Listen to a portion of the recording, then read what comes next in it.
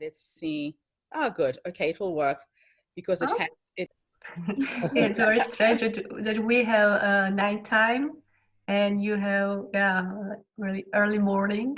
First thing in the morning here. We're the first country to see the sun.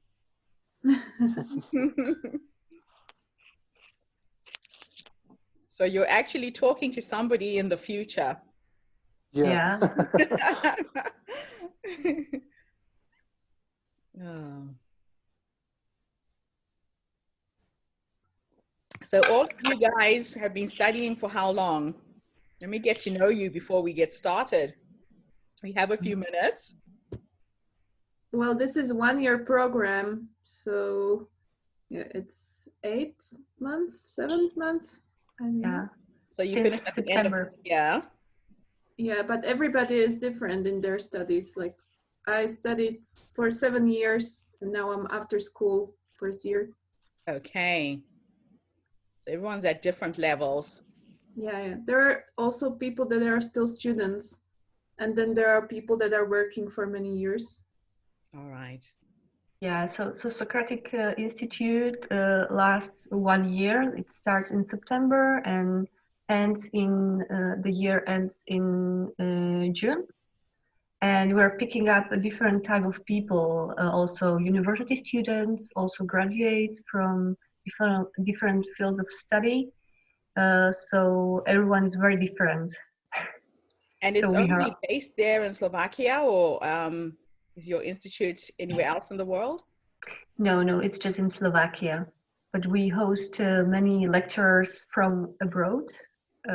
Also, we cooperate with some from United States, from Czech Republic, from UK, and so on. So we try to invite every year somebody from a different country. Part of the world. Okay. Mm-hmm. That's awesome. That's fantastic. Our motto is the change is within you. Change is within you. Yeah. That's nice. I like that. That is fantastic. Yeah, it's all about being the change you want to see in the world, right? Exactly. And in your community. Yes.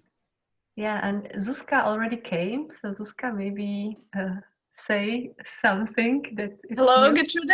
Nice to see you again. Nice to see you too. Thank you for setting all of this up. This is awesome. Yep. Well, hopefully one day we will see each other also face to face. I'm praying that day comes. I'm so disappointed I didn't get to come to meet you all in person. How did your world tour go? Did it get stopped by the corona? It did. It did. I started my year in Norway, in Oslo. Then I went to London, New York. I was supposed to do Vancouver, Los Angeles, Brisbane, and Melbourne. But the last part of my trip, I didn't do the Canadian thing. By the time I got to California, the town I was having the conference had just quarantined a flight with 200 people from China. So nobody wanted to come to that city. I just picked the wrong town. So I've had to abort everything. It's like, yeah, my whole world changed. I travel so much, giving lectures and talks, and then all of a sudden it's all gone now. Right. Well, at least some of the events happened, right? The Norway one. Yes. I'm happy I started the year early. Everybody thought I was crazy, but I was doing it because of my heart condition. If I fly anywhere from New Zealand, if I go direct to Europe, it's 37 hours. But if I fly to LA, it's 13 hours. And I stopped and had a rest, and I flew 8 hours to Norway, and then I was hopping back slowly. It didn't quite work. It didn't quite work, but yeah, it's an interesting experience. How are you doing right now with the epidemic? Are you home and safe, everybody? I'm home and safe. New Zealand is probably one of the countries that will come out of this unscathed, well, with minimum casualties. We've had 14 deaths. We've had, I think, 1,400 infections. And critical and in hospital, it's like a handful of people who are in hospital on ventilators. So they have it under control. We locked down really fast. Okay. And people in New Zealand are very compliant. We all just went into our homes. There was no hoarding. You can still go to the supermarkets and find everything you need right now. So people didn't panic. We just prepared that we would not be able to go anywhere for a few weeks, and it's been fantastic. But you're still under lockdown, right? We're still under lockdown. This is week 3 for us, and they've extended it, I think. And they've managed to isolate all of the clusters where it's sprouting. We've had a few people who have defied the rules. There's some people here in Wellington who had a wedding. There were 70 people at a wedding, and 35 are infected from that one wedding. So yeah, it's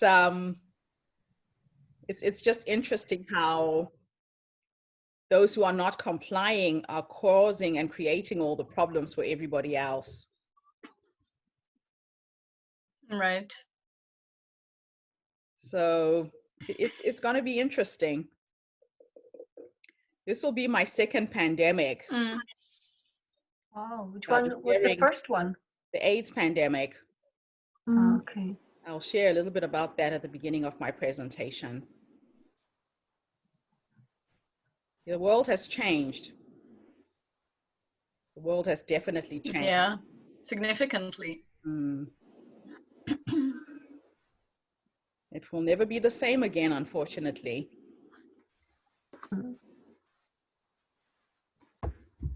So I've had my cup of coffee. I think I'm fully awake now. Great. Yeah. Step by step, I admit all participants, so maybe we can wait 2 or 3 more minutes. Okay. And maybe I will see if I can. Oh yeah, find my PowerPoint. Okay, I can. That's good. So you know how to share the screen and all the stuff. Yeah. Okay. Let me just test it quickly before we start. Yeah, you can. You can now if you want.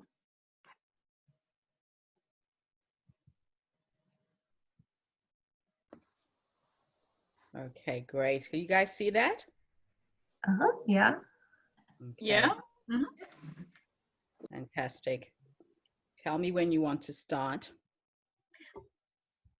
Do you want to play the presentation as well, or because we see the sidebar as well with all the slides? I'm going to start with an introduction, and then I'll go to the PowerPoint, and then I'll come back, and then we can do the Q&A. Yeah, so I record you on the speaker's view settings, so it will be better on the video. Okay, so that sounds good. And so you're going to take care of admitting the people who are popping in, right? Yeah, of course.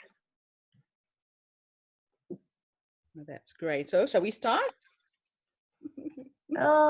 Yeah, maybe 2 more minutes. That's okay. So hello to everybody else who I haven't quite met yet. Lovely to see you all on the call. Thank you for showing up. We would have met in person, but it didn't quite happen. Oh gosh. Yeah. An interesting time we're living through. Can you still work on your things from home and do online workshops and events? Yes, fortunately for me, a lot of my work is online. a lot of my clients are overseas. I had just rolled out a new social impact project called Her Story. And I was touring the world, launching in different locations. I had 50 locations for 2020 and managed to do 10. And it's a social impact movement where people come and share their personal stories for 15 minutes. And the vision was to connect 1 million women. It's called Her Story. It's turning into our stories because a lot of men have asked to be part of the movement. And we share stories around business and entrepreneurship, health and wellness, spirituality, social justice, family and relationships. And in the creativity section, you can dance, you can sing, you can paint a picture. You can express yourself in any way you want. But as a movement, we were picking a project in every location where we have the conference, where we can make a difference. Our focus was around women and children, primarily, the elderly, the homeless, or the disabled. And we were looking for grassroots projects that don't require a lot of money to make a difference, so that as a community of speakers, we could raise money, we could support. And the conference was going to be a bridge between people in the developed world and people in the developing world, so we could help pull each other up. I am happy that I've launched in 10 locations, because my database has about 4,500 people now. And so now we have to do it online. We're having our first online summit on the 1st of June. And we will continue sharing our stories, but on an online platform. I created a Her Story TV on YouTube. So I interview all of these amazing people around the world. I created a Her Story magazine and a Her Story anthology series. So I have a publishing company in New Zealand, and now we are curating all of the content in video, in books, in film. It's exciting, so I can still continue. I'm sad that I don't get to see. You have plenty of work to do. Slovakia was going to be my 57th country to visit, so I'm really disappointed I'm not there. I've been to 57 locations around the world, so I'm coming. I will meet you guys one of these days. Yeah, maybe the next year of students. Yes. Yes. And we'll come as alumni. So maybe I just start with some introduction and maybe some instructions for participants, so they know what to do and what will be next. So welcome everybody. I'm very happy that Gertrude is here with us. Please, at the beginning, she will have around 15 minutes speech and presentation. So try to leave your status as mute, so it's no interruption, because we will also record this session. And later, when she is finished, Danica will ask questions. And if you have any questions, you can write it on the chat, and she will ask the question for you. Or you can also ask the question alone. So we'll see how it will continue after. So Gertrude, so the floor is yours. Fantastic. Good morning, everybody.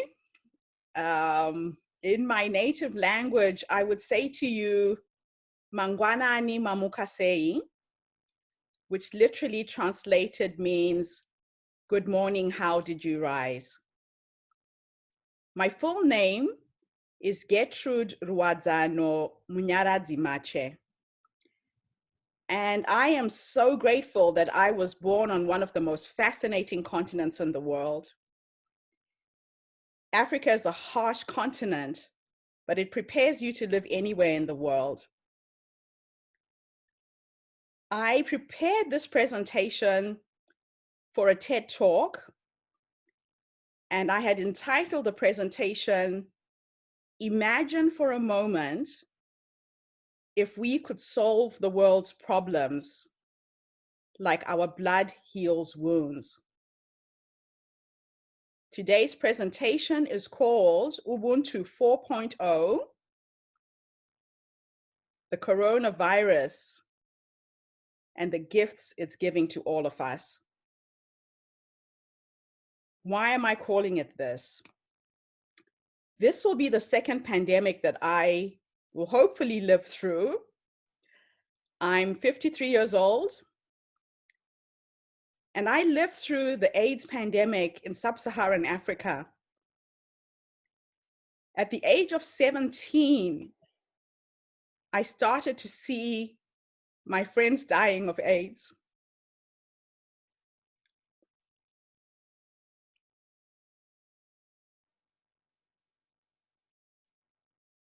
There was no medication.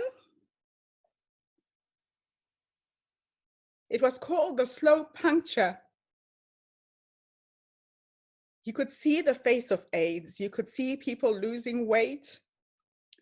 You could see the lesions on their faces, losing their hair. And I remember going to a funeral in 2001, 2 weeks before I came to New Zealand. I was now 32.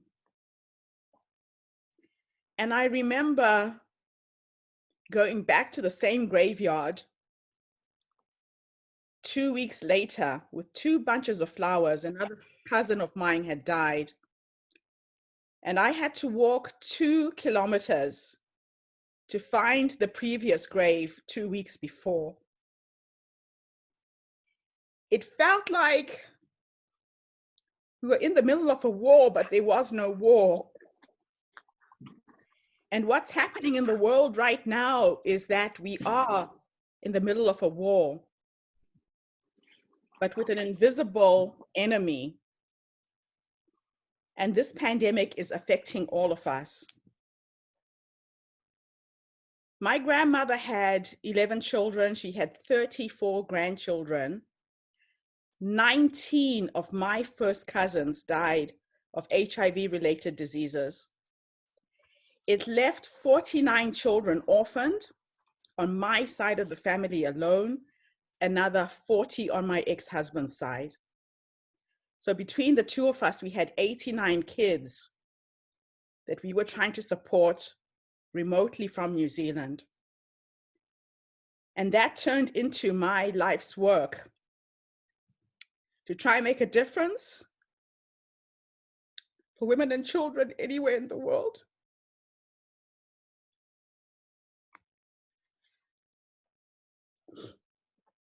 I lost my youngest brother to the AIDS pandemic. He died 9 days after his 30th birthday. We were a family that had means. We had the money to pay for his medication. We had the money for him to have a good diet and nutrition. But what I learned from my brother's passing is that AIDS is a psychological disease. It was more psychological than physical. And the people who survived the pandemic had a different mindset. For me to be HIV negative in 2020 is a miracle. If I go back to a high school reunion, to the last 35 people I went to high school with when I was 17, I'll probably find that the 15 of us who left the country survived and are HIV negative. Those who stayed are probably HIV positive and living positively with AIDS. So I want to share with you today the gifts that I see us all getting from this experience. I'm going to share my PowerPoint.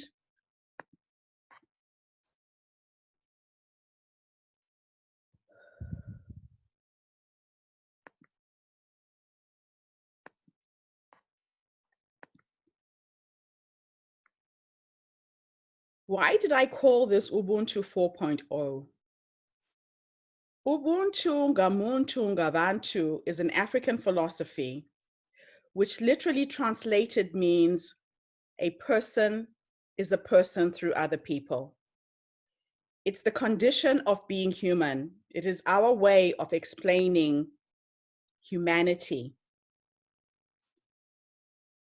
So why is the coronavirus the gift that unites us? Ubuntu is the spiritual foundation of most African societies. It articulates the condition of being human, and it emphasizes a radical connection to others as a way to solve the world's problems. The coronavirus is an invisible enemy. Just before we started this lecture, I shared that we are in the middle of World War III right now. This pandemic has locked the whole world down. And the challenging thing about the coronavirus is that it's not alive and we can't kill it with antibiotics.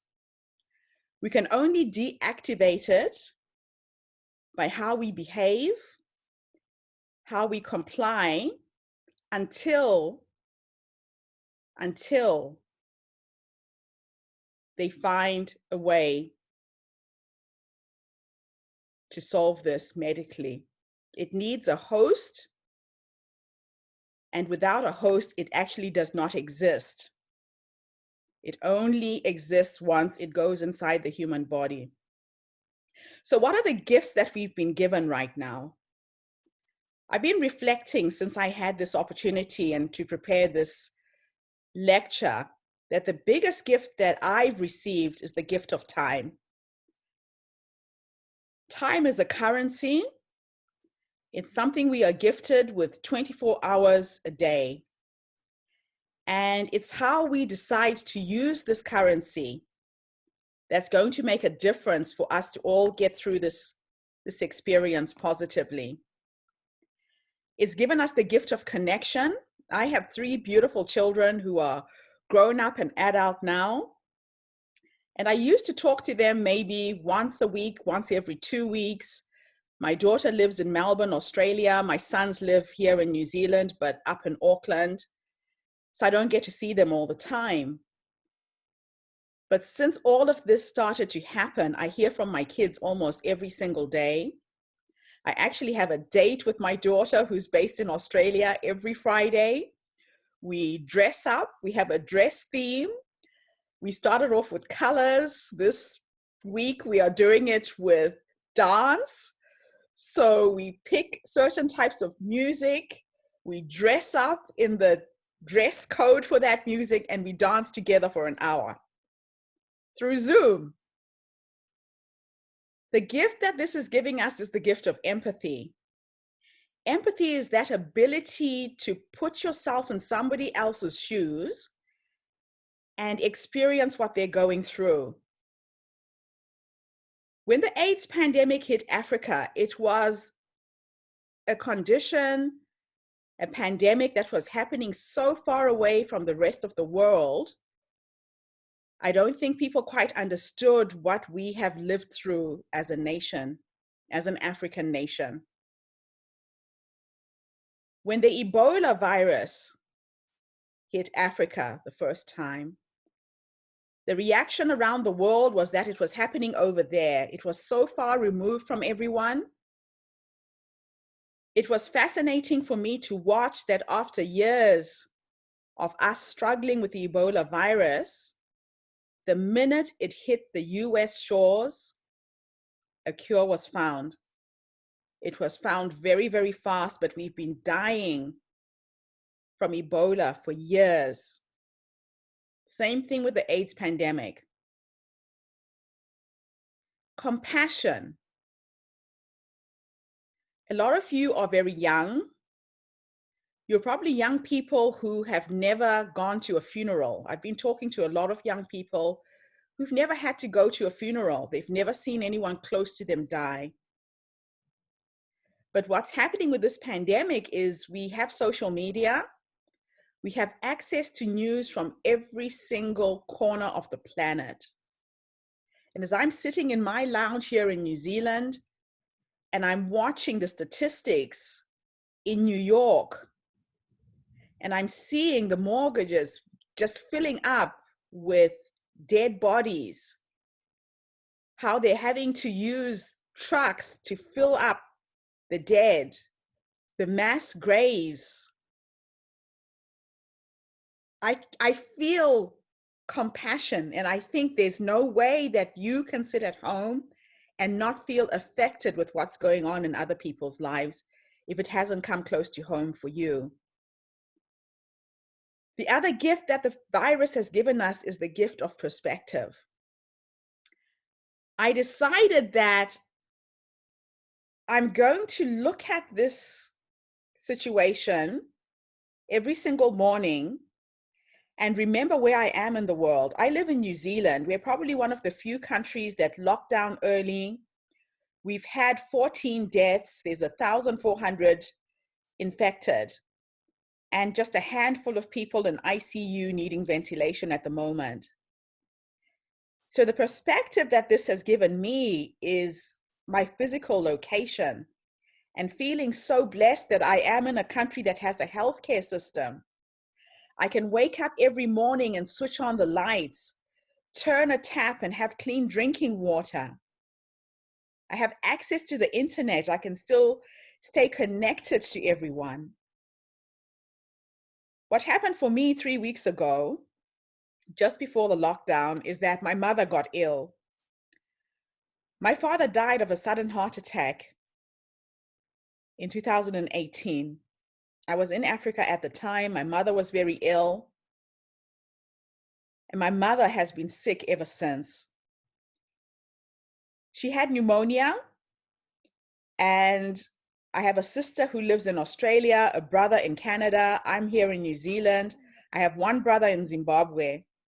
And we had to get online and make a decision whether they resuscitate her if she goes into cardiac arrest.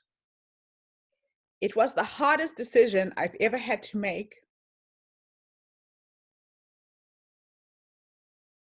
The thought that my mother could pass away and I can't be there. I can't go to her funeral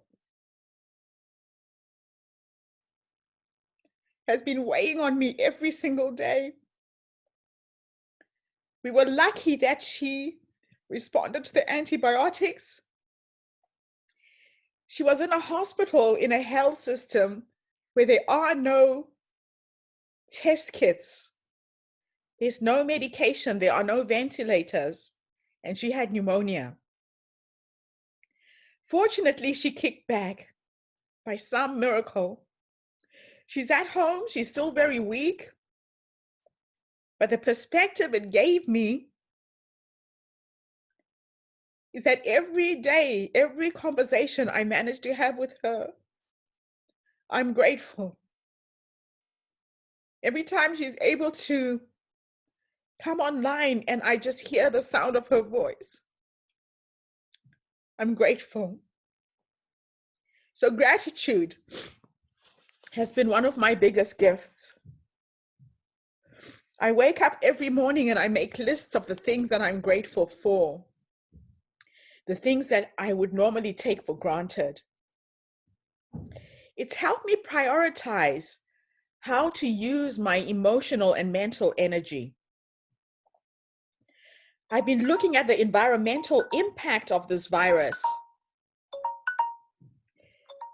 The environment is badly affected right across the globe, but pollution in countries like China, India has been reduced. The impact on climate change, the economic impact, we are now all going into a recession globally, and the virus has truly managed to unite us as a race. There's a massive emotional impact. You can see how this has affected me personally. And for the first time in history, humanity is simultaneously going through a grief process. And we are all grieving for a loss of life the way we knew it. We can never go back to 3 weeks ago. Gathering, I mean, I was supposed to come and give this lecture in person. That didn't happen. Going out to restaurants, going to watch a movie, sporting events, schools, you guys are having to study online. It's going to affect education going forwards. So the 5 stages of grief is that we are in shock right now. People are feeling fearful, there's confusion, anxiety, depression, a feeling of helplessness and overwhelm. We are bargaining and trying to find meaning about this virus and what it means going forwards. And we're reaching out to each other in any way we can. And hopefully we'll all come to a point where we can accept what has happened. So, we've talked about the emotional impact. This virus has exposed the inadequate health systems around the world. It's shown us that we have relied very, very heavily on external supply chains for products, for food, transportation. Most products are flown into different countries. We can't do that anymore. Then the unhealthy cracks in the financial systems globally have been exposed. And we're having to go back to moving from globalization to localization, where we find local food sources. We have to grow our own food. It's affecting business and it's affecting trade. So in Ubuntu, we believe that we are one. There is no you, there is no me, there is only we. And humanity is like the human body. So imagine for a moment if we could solve the world's problems like our blood heals wounds. If we are one, if you cut your finger and you start to bleed, your white blood cells will rush to that point to heal it. In a week's time, you can't even see the scars. Why is it that we have countries where people are dying of obesity, yet in other countries, like in Africa, we're dying of starvation? Where the cells of the same body, and now one part of our body is infected, it's affected the whole world. The things that are going to stop because of this pandemic is mass production. And with mass production, there is a lot of greed. There's human trafficking, the use of cheap labor where people are being paid pittance for their efforts, child labor, modern day slavery. All of these things are going to stop. The monopolization for seed, Monsanto, genetically modified product, because of mass production, will probably stop now. So all of our perceived differences are only skin deep. When they finished sequencing the human genome, they found that every single human being on this planet is 99.9% the same. Our perceived differences are only skin deep. So we can respond to the world's problems in the same way that white blood cells respond to the human body. We can respond swiftly, selflessly, and in unity.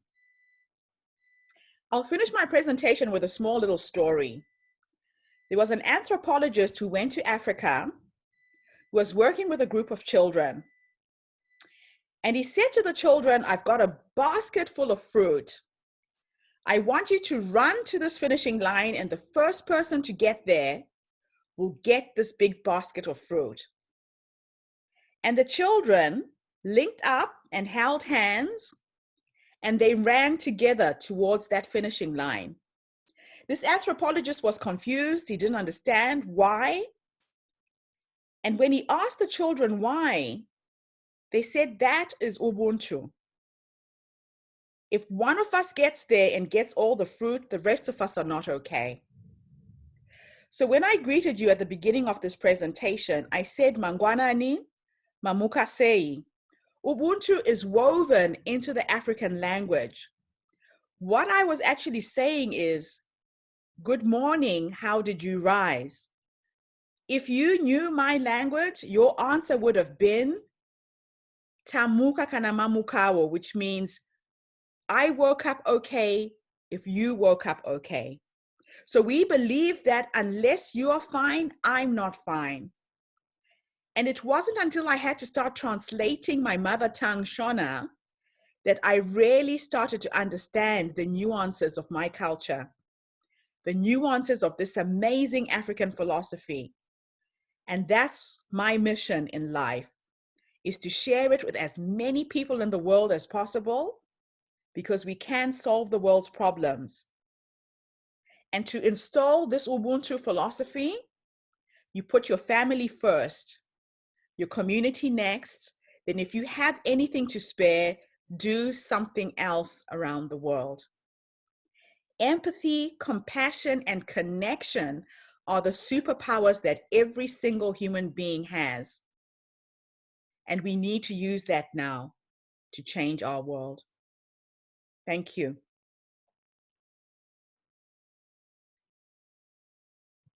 Thank you very much. It was very nice presentation. Okay, so I will start with questions. The first reaction in the chat is wow. So I would like to continue maybe with a theme that you said that you are experiencing the second pandemic in your life. For us, it's the first one, and we don't even have the connection to the AIDS pandemic. I think that in the Europe, it wasn't that much the case, and here was the communism. So was it the same? Like, how did you perceive that situation in that time? And do you believe that the world has changed after that pandemic? Do you see some resemblance? There are some similarities and some differences. With the AIDS pandemic, it was your personal behavior that put you at risk. You know, you had to practice safe sex. You had to take care of yourself as a young person. With this pandemic, you could be in the wrong place at the wrong time and breathe the air that somebody breathes out. So that's going to be the biggest challenge, that it might not matter where you are or how you are. And you could go home as a young person and not have any of the symptoms, but pass it on to your mother, your father, your grandparents. And this is where I feel really sad. You know, I've been watching, especially in Florida, when they were trying to lock down the United States, all of these young people saying, it's not going to affect me. And because they're young, they will live through this. Their bodies will be able to fight this. The people who won't survive it are the elder people. Their grandparents and their parents are the ones they're putting at risk, and they don't even realize that. These kids were throwing parties on the beach. They're still doing it. So that's what really frustrates me, that we have an ability to make a difference based on how we behave as individuals, realizing that our behavior might have an impact on someone else. So that selfishness way of being has to change. And that's going to be the other gift, because these kids are going to start seeing somebody they love die firsthand, and then they will understand it. And I pray that we get to a point where that doesn't have to happen. The other similarity is the lack of medication. The antiretroviral drugs came almost 20 years after the AIDS pandemic. I remember seeing families selling their homes. The drugs were so expensive in the beginning. People would sell everything they owned to get a month's supply of medication and still die.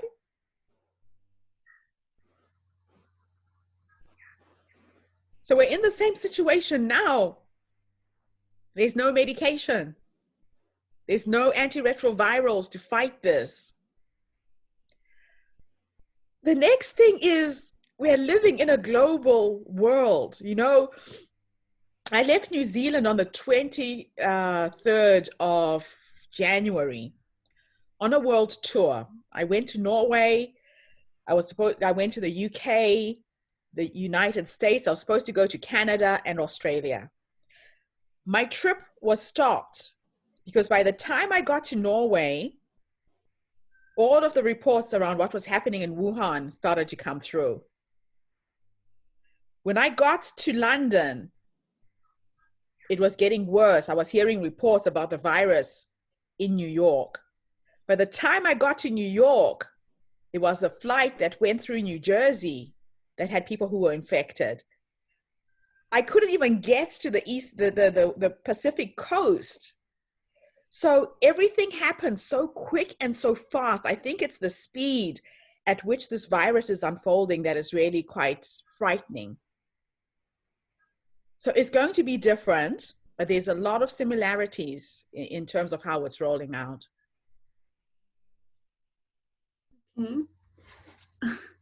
I can see a lot of resemblance with coronavirus and the situation, not only to being connected, like all the people are connected, but it's also kind of connected to the, let's say, Mother Earth, because we are polluting it so much that it can't breathe. So it's kind of fighting back that we can't breathe now as a humanity. I'm just going to pick up on that. It's fascinating how it's affecting our lungs. Yeah. This virus is affecting our lungs. And yes, you're right. Mother Earth is being choked by how we are producing in the world. And on a philosophical level, Mother Earth is teaching us a lesson here. She's fighting back. She's fighting for us. There was a tsunami in Indonesia in 2004 that killed 250,000 people in one day.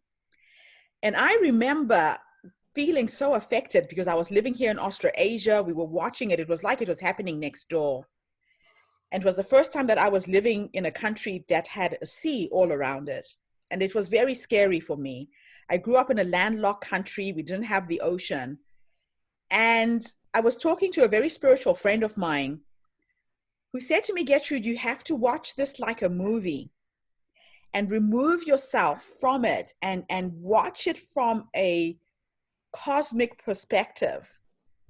She said every single person who died that day died for a reason and fulfilled their life mission. They died to release empathy and compassion into the cosmos. We were all affected watching 250,000 people die in a day.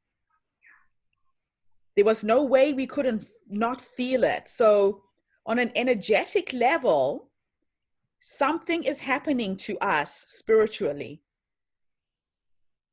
Something is happening to the human race on a spiritual level.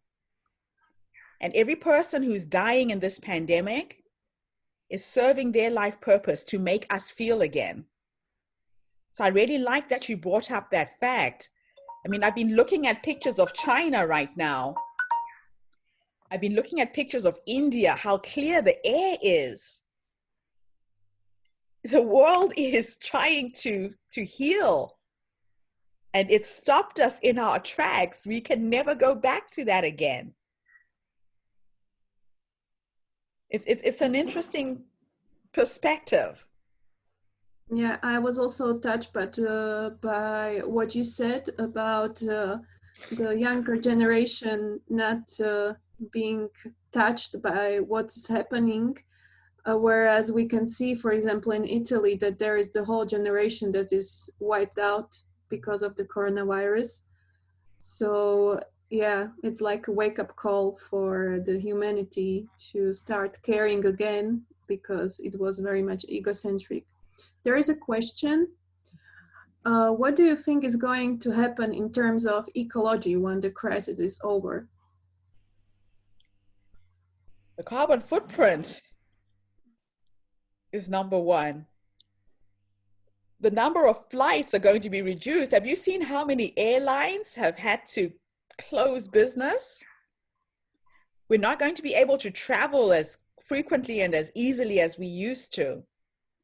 I think when everything opens up, global flights are going to be very expensive. So that's forcing to reduce carbon emission. The way we produce food, I go around the world trying to empower women in very impoverished communities. I was invited to speak for International Women's Day a few years ago to Kenya. And I went to Kenya to run a business workshop. I raised money to pay for 100 women to come to a conference I wanted to hold. Just a one-day conference. We paid for food, accommodation, transport to get the women there. Out of the 100 women we invited from the rural communities who were very, very poor, guess how many people showed up? Any of you, just take a wild guess who came to that free conference. Anyone? Unmute and just shout out a number. Put up your hand, 5, 10, whatever. 100. 5. No. 1,000. No. 0. 15 people showed up. And do you want to know why the other 85 stayed at home? The United Nations was coming to Kenya that week. I was in Mombasa. So the UN comes and dumps genetically modified corn to poor and impoverished communities. We cannot germinate that seed. That corn is grown in the United States for consumption only. And I showed up wanting to show these women a way they could get out of poverty, a way they could export their jewelry. A pair of earrings like this that I buy from Kenya can cost the equivalent of 1 cent. I have an online business where I sell these for $25 US. This pair of earrings will feed a family for a month in Africa. And they did not come to my business workshop because the UN was coming and these women were standing by the side of the road waiting to get a sack of corn. They could not germinate that seed and grow their own food. I was coming to show them a way that they could fish and be able to be self-sustaining. So it's going to change the way things are done. People come to Africa wanting to help us, in quotes, but they're only helping themselves. To keep those big farms in the United States producing genetically modified product, we need seed so we can grow our own food. Monsanto has a monopoly on seed globally. Are you aware of that? It has done so much damage to the developing world because we don't have access to seed that can germinate and reproduce. So I'm excited. I'm sad, but I'm excited because this is going to change the world in a really big way. There are also some opinions that once the coronavirus pandemic is over, it's just gonna get worse because people are now on lockdown and then they're just gonna go crazy traveling and enjoying the life. The fortunate thing is the countries that will open up are going to pay the price. They've already started seeing that people are getting reinfected. So the perception was that once you've had the virus, you're immune to it. That's not the case. So the way we get out of this lockdown situation is going to determine what is going to come next. There's going to be several waves of this pandemic before things equalize, before the virus, antiretrovirals are produced. So yeah, people are going to get out of their homes, they're going to start partying, but we're going to find ourselves back to where we were 3 weeks ago. And I'm hoping that a lot of countries will get this. I've been watching how the president of the United States has been talking about opening up the United States and going back to work. And it's all about money and greed. It's all about the corporations that have lost their value on the stock market. And what they're forgetting is that the people who get out of their homes to go back to work are human beings who will be risking their lives to keep those businesses going. And they will have no way to sell any of this product anyway. It's a fascinating place we find ourselves in.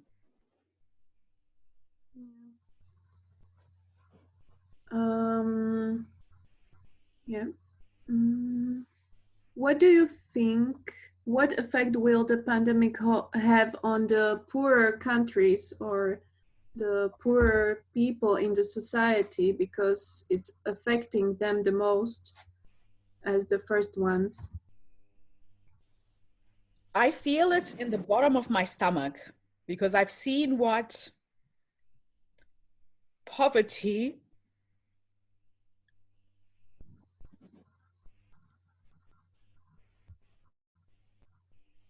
the impact of poverty. I've been looking at the stats. In Zimbabwe, they're saying that there are 3 deaths and 14 infected. It's not true. There are people dying in villages. There are people dying where there are no healthcare services. It's going to be catastrophic.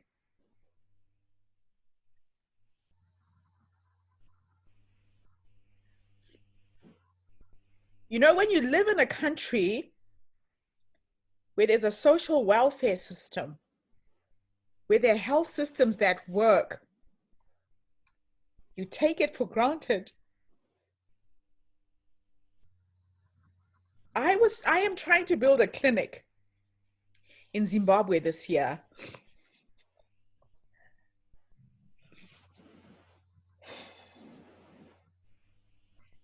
My whole project is centered around AIDS orphans. People are still getting infected with AIDS for a number of reasons. People can't afford condoms. People can't afford the antiretroviral drugs that are there. In Zimbabwe, they're distributed for free by World Health.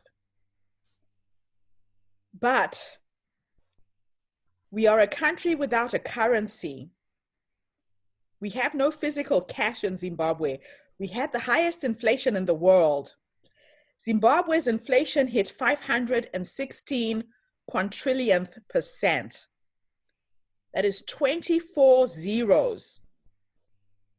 And what that meant when I left in 2001 is that you could walk into a supermarket at 8 o'clock in the morning to buy a loaf of bread.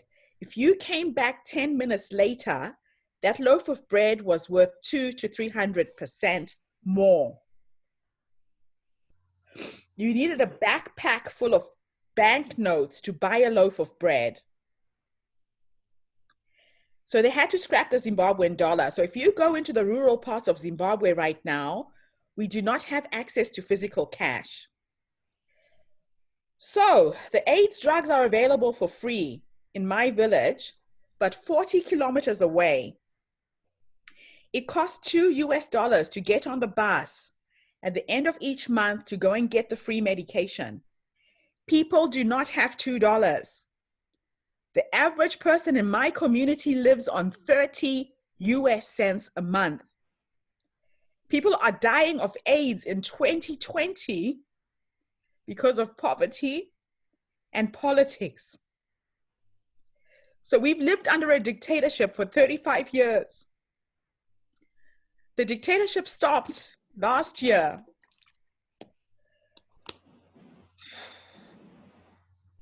But the people who have gone into power are greedy. They are of the same stock. Zimbabwe is a very rich country in terms of minerals. We have gold, we have platinum, we have diamond reserves, bigger than the De Beers diamonds in South Africa. But the wealth is not evenly distributed. We have corrupt government officials. So when we had elections in 2018 to change over the government after the dictatorship was toppled, the new regime lost in our village, in our district. And to punish this community, they have cut off people from receiving free medication from World Health. They say there's no transport for these health workers to come to my village. So I've been trying to build a clinic. I had to bribe government officials to try and get a building permit. I still haven't been able to do it. So what I've done is I've had to use tactics to circumvent the challenges that are in my path. I collected books to build a library. So education is the way that we will slow down the spread of this pandemic. Because when you have an educated population, people can go to work, they can afford to pay for medication, they can afford to get on a bus if they're ill to get the free medication. So all of my work is centered around educating the community that I come from. Now, I built a Trojan horse. I went to Indonesia and shadowed a man who has built clinics throughout Southeast Asia. He buys containers, 40-foot containers, and he puts them in the middle of a village, puts windows and doors, and it creates instant infrastructure. You don't need to get a building permit from the government. You just need to put windows on doors on a 40-foot container. But because Zimbabwe is landlocked, we have no containers. So what I've done is I collected 65,000 books by giving speeches in schools throughout New Zealand. I did this in 90 days, just in my community in Wellington. I would get to a primary school and tell the principal of the school to tell the children to bring any books they don't want. In 90 days, I collected 65,000 books. I'm now raising the money to ship that container to Zimbabwe. When the container gets to this community, it's going in under the disguise that I am building a library, which I am. The government has allowed me to work in a primary school. Once we empty out the books for the library, the container becomes the clinic. We put windows and doors. I'm hiring a private nurse.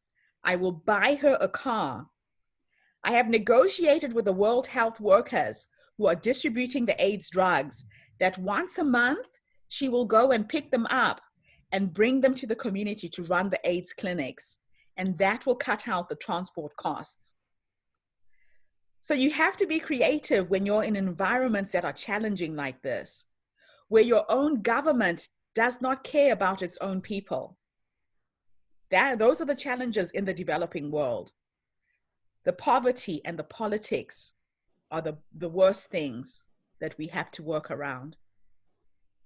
This is very much connected to the problems that we are now having with our projects for Socrates Institute, because the coronavirus has just cut them, and now we have to improvise to execute the projects for the communities. So it's a new situation, and it's very much linked to what you are saying, that you have to be creative in a ways to do what's needed and what do you want to do. We have only 9 minutes left, so I would like to ask you on behalf of us all, whether do you have any advice for us as people just on the beginning on this path of change that we want to see in the world? I think that because all of you have chosen to study, to learn about social impact and be part of this institution, you are the help the world is waiting for. You are the change the world is waiting for. And it starts at home with your immediate family. Paying attention to your mom, your father, your brothers, your sisters, your uncles, your aunts, your grandparents. It starts at home. If we get through this, reach out to your community, and you can reach out to your community right now. I have lived in this street for 20 years. And in 20 years, I don't know any of my neighbors. I come from a society where I knew every single person in the street where I was born and the street where I grew up.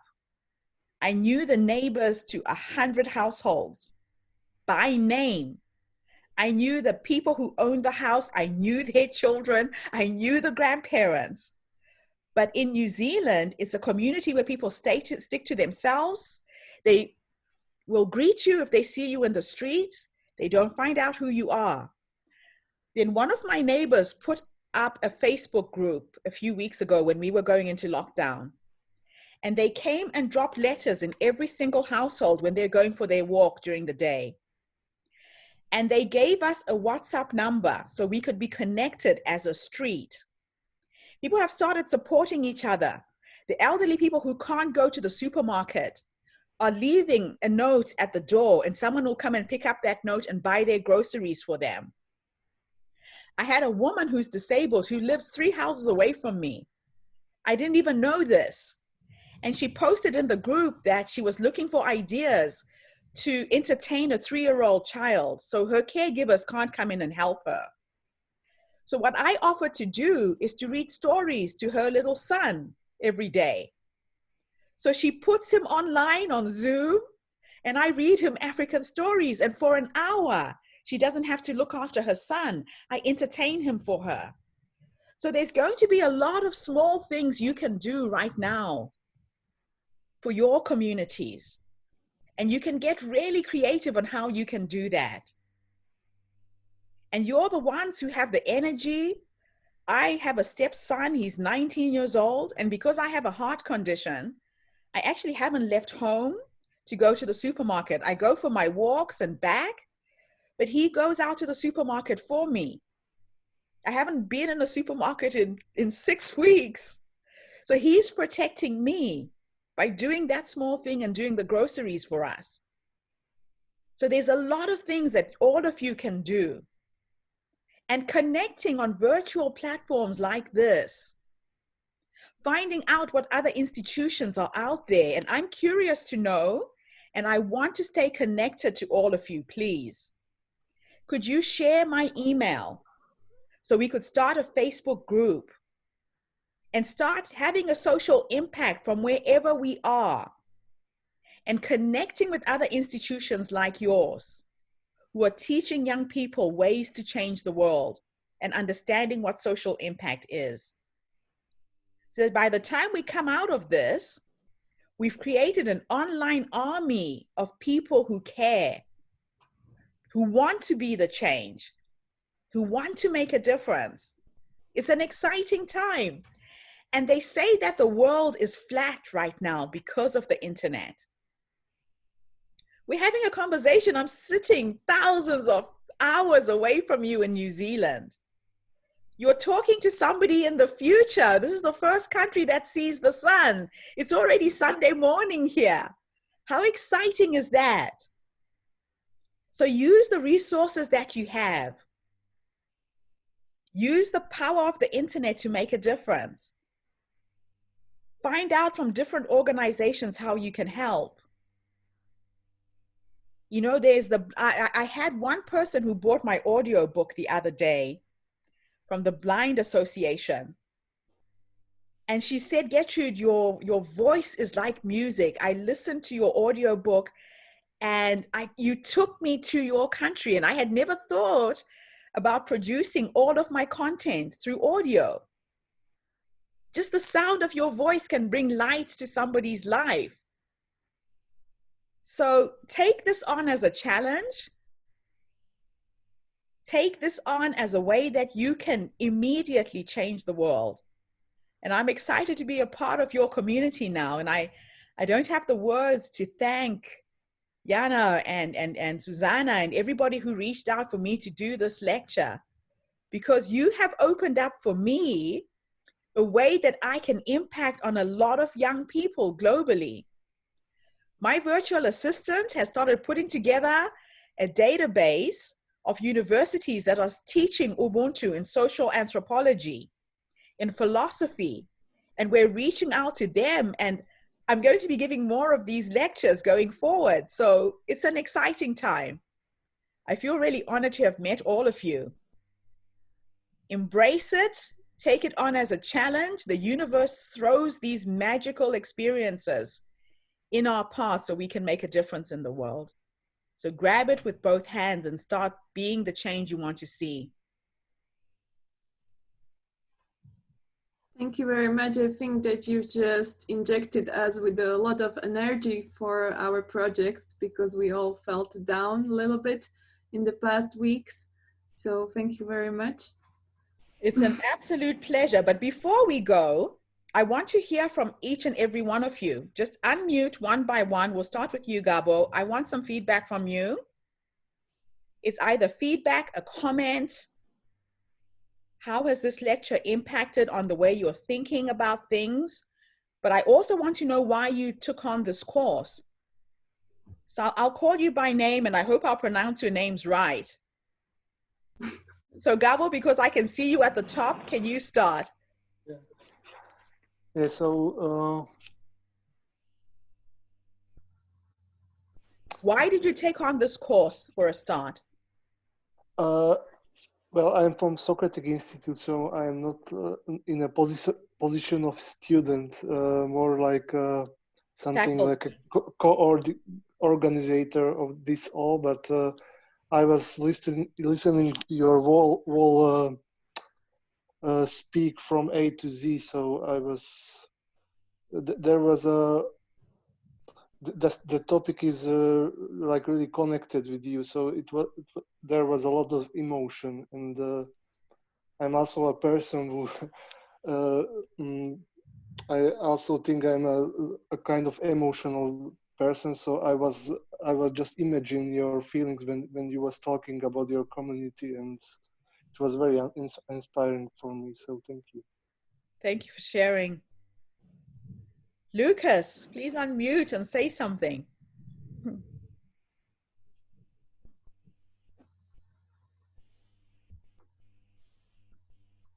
I'm not sure if Lucas is there. Teresa, maybe you could say a few words. Hi. Hi. Yeah, thanks a lot. You give me a lot of energy to my bed. I'm already preparing for sleep. And yeah, thanks a lot. It's a pleasure. And why I choose the course?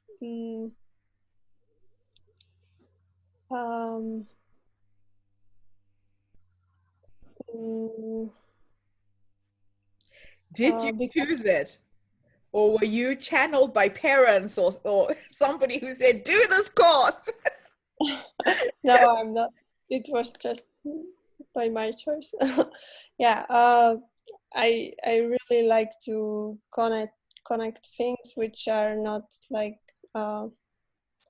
connected by first view. So yeah, for that.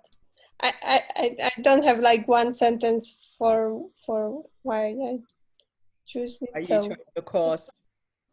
Yeah. Thank you. Thanks for sharing. Thanks a lot. Julia. Hello. Hi.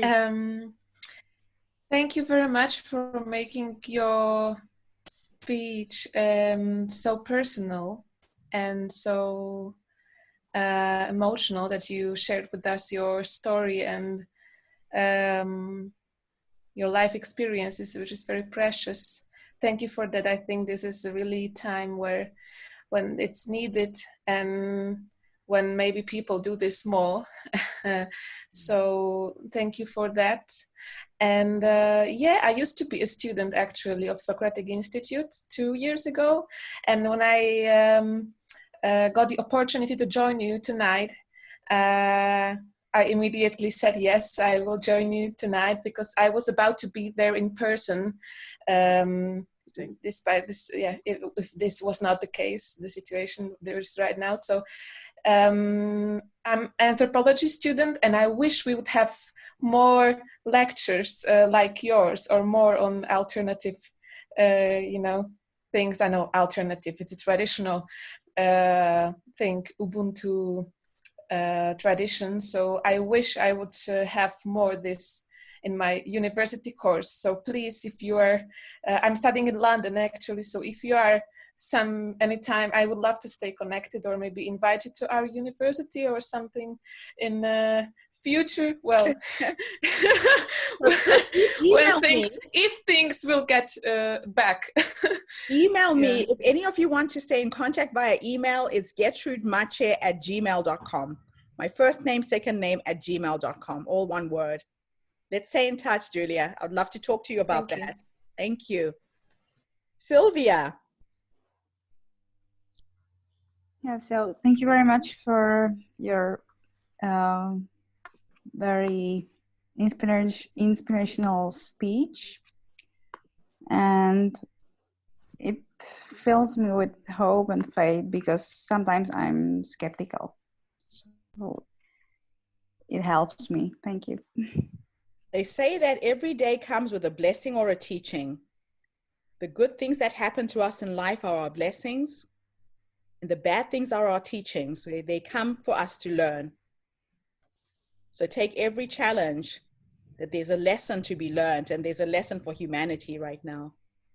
I'm glad I could uplift you in a little way. I will. Thank you. Thank you. Christina. Hello. Thank you for your speech. I really liked the insight about the about the HIV pandemic in Africa, because I only knew it from the American movies, and this really put it in a different perspective for me. That things are not that simple as we see it, maybe. And thank you very much for the hope and energy. Thank you. Matus, I hope I'm saying your name right. If I mispronounce your name, please correct me. Oh, no, that's fine. Hi. How do you say your name? That's the name I was named in the UK, so actually it's pretty good for me. How do you say it? Bringing me memories back to. Well, I just want to say thank you for good morning, even it's evening here in Slovakia. Mm-hmm. Thanks. Thank you. Livia. Hello.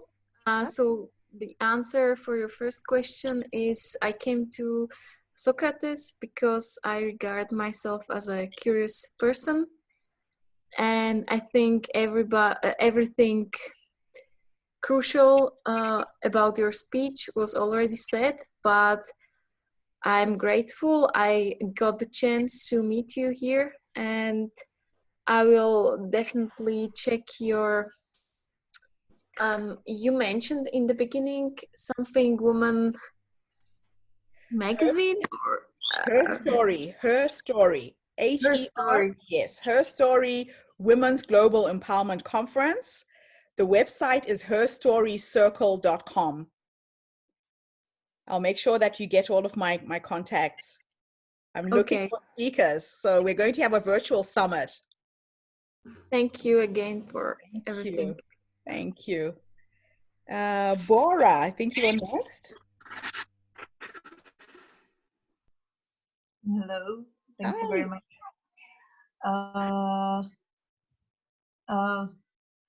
was very inspirational because you have a lot of experience and you already overpassed a lot of troubles and challenges in your life. So it's even more inspirational that you didn't give up on helping the others, and you still have the capacity helping the others. And it's even more impressive that we are dealing with like really small community projects, or at least I'm perceiving mine as that. And you are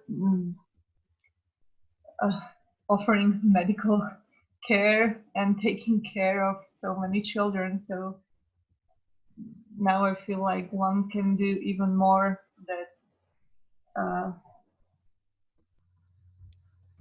you know. The thing to remember, the thing to remember is if you are in a country, a first world country, you can do so much from where you are. When I was in Africa, I couldn't even feed my 3 children. From New Zealand, I can help sponsor 350 kids. I can help pay for their school fees. I can help make sure they get a meal. I couldn't do that from where I was. And so what I'm trying to do is to inspire people like me, people of African descent, to go back to their communities and make a difference, one child at a time. So you have to think big. You have to think really big. I have 1.1 million orphaned children in Zimbabwe that I'm trying to reach. On the African continent, there's 17 million orphans because of the AIDS pandemic. So there's a lot of work to be done, but I can't do it alone.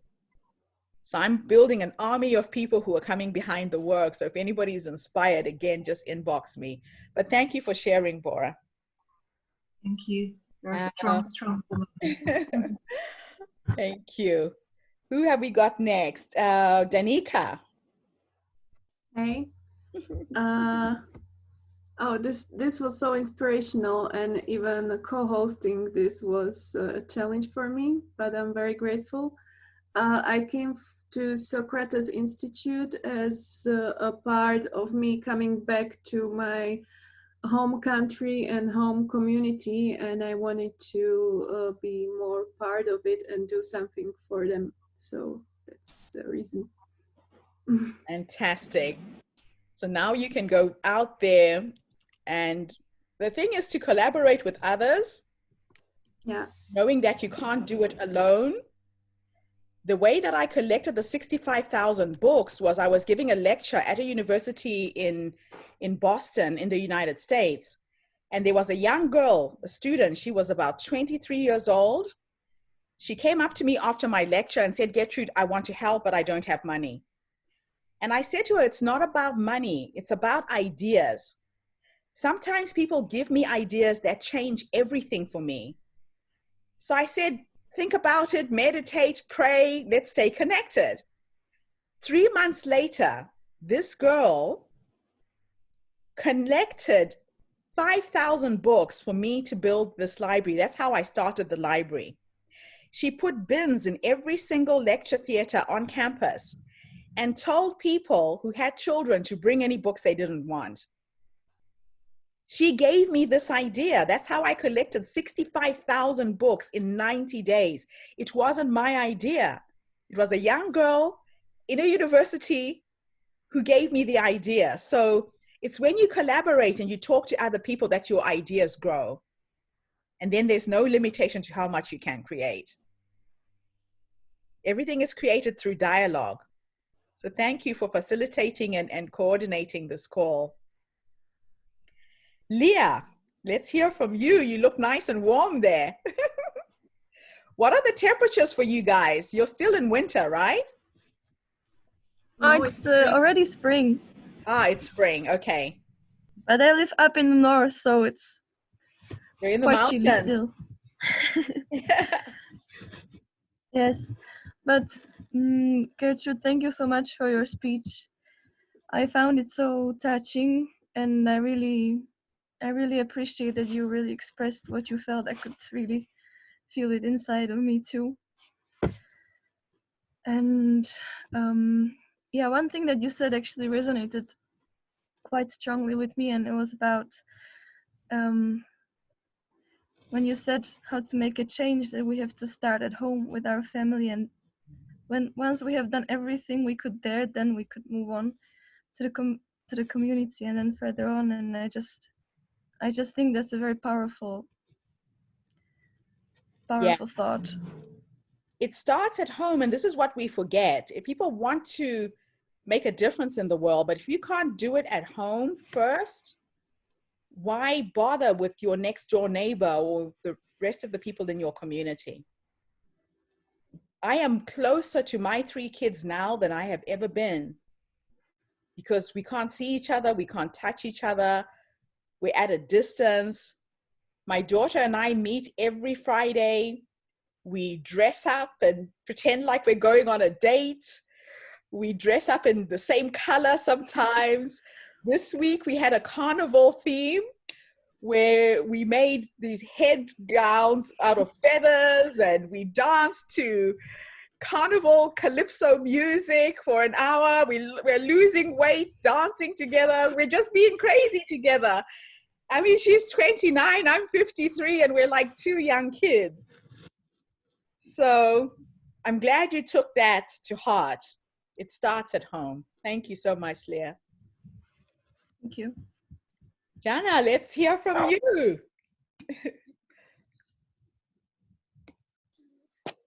Hi, Dana or Dana? Me? Hold on. Let me go and, okay, yes, you've unmuted, then I'll go back. Okay, so thank you for your speech. I would like to thank you very much. And what really touched me was that we have to, I forgot what I can't translate it, but you can say it in Slovakian and somebody can translate. I'm quite happy to hear your language. I haven't heard any of you speaking your language. I would do it so. V podstate som chcel len povedať to, že je super to, čo povedala, že sa treba prispôsobiť tým podmienkam, že hoci aké sú, tak si to musíme prispôsobiť a snažiť sa robiť tom, čo máme, a snažiť sa urobiť to najlepšie, ako sa dá. So he said that he's very grateful for the thought that we have to get creative and do whatever in the conditions that are now presented to us, even though we didn't count with them. Fantastic. Thank you. It forces you to really use your mind and think outside the box. Thank you for sharing. Your language sounds like Polish. I'm married to a Polish man. There's some similarities there. It's beautiful. It's like music. Yeah, they're our neighbors, so we're pretty much related. Yes, yes. Thank you, Dano. Thank you so much. And if anybody else wants to speak in Slovakian, I'm very open for that. Jana, I think you're next. I think there are 2 Janas. They can are. start. You start. Okay, I can. Yeah, I'm very grateful that you said yes to this meeting and that you bring these ideas and creativity. And I think it's a good motivation also for other students to hear. And I think it's also very nice that we can connect 2 countries that are like opposite on the opposite part of globe. And we are connected, like there's 27 people together at the one time. So yeah, thank you for this. It's an absolute pleasure. Thank you. Eve, is that how I say your name? Ivy? I'm Ivana. Hello. Hi. And first, thank you very much for your effort. It's really inspiring, and second, it just really strengthened my opinion that that nothing happens without a reason, and I think it's very, very important to think about this. So thank you very much. It's a pleasure. Thank you. Next, we have Danka. Is that correct? Yes, correct. Hi. Hi.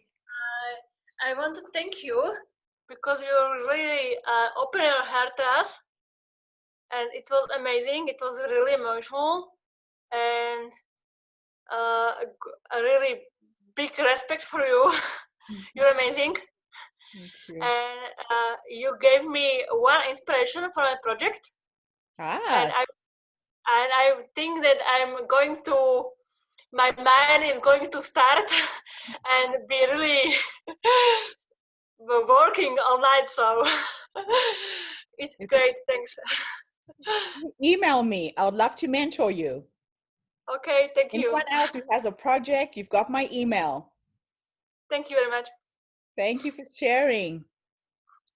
Sophia. Hello. Hi.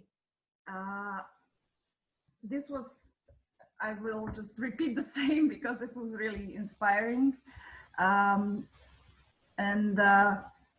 For me, it was surprising how after all those bad things that you lived through, you have this positive mind and always seeing the good things coming. I just hope that most of the people will see this situation in the same as you do. So it would be great if people would see this as an opportunity to be more connected and be more to have more empathy and so on. I think the biggest gift that my life has given me is death. There's nothing like having a brush with death to wake you up to life. So when I wake up every morning and I breathe, I am so grateful that I'm still here. I do not take anything for granted. I realize that I came in this incarnation with a mission and a vision to make a difference to humanity. And I know what my life purpose is. And a lot of people don't get that. I got to know what my life purpose was at a very early age. I was 17 when World Health flew into our village in a helicopter, dropping condoms and flyers to people who were illiterate, who could not read what was on the pieces of paper, educating them about HIV and AIDS.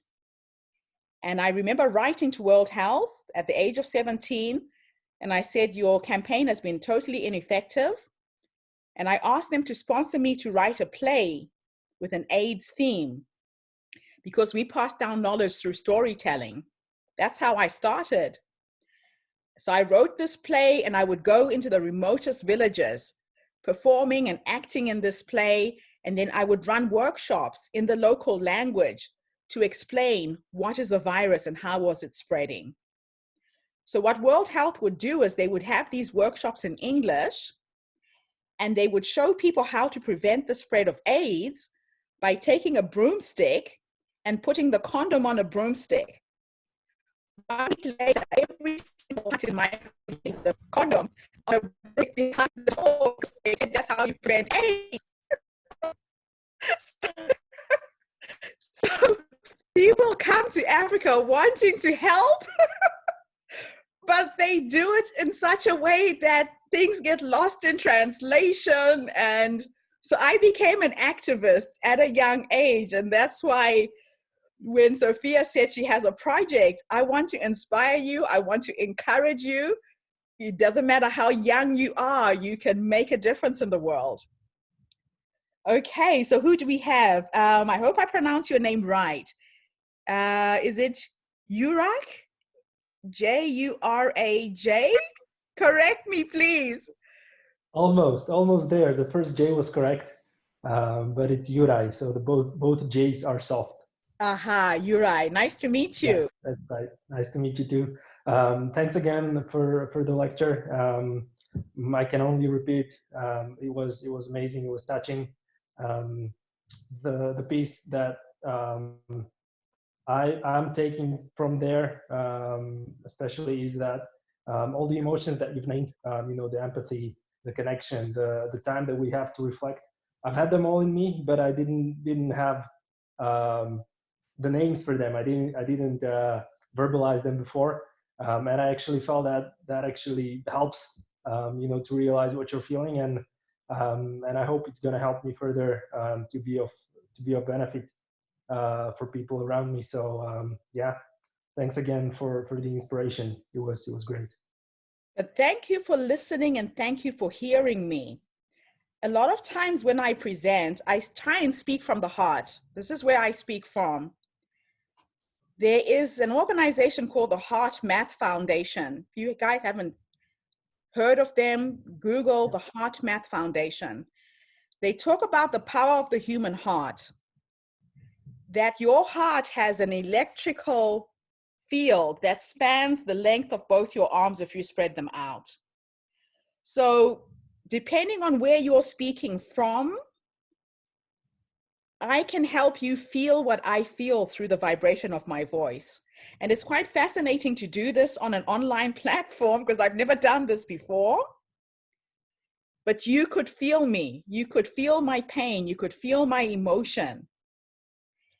And I managed to transfer that to you. So the next time you talk to someone, the next time you watch a movie, you watch a documentary, you're going to hear it with a different ear, completely different ear.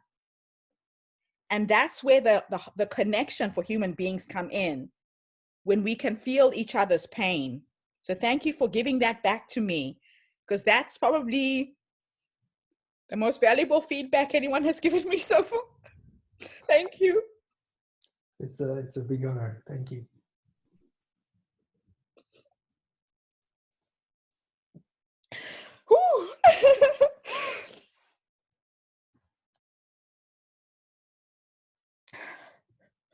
Yanka.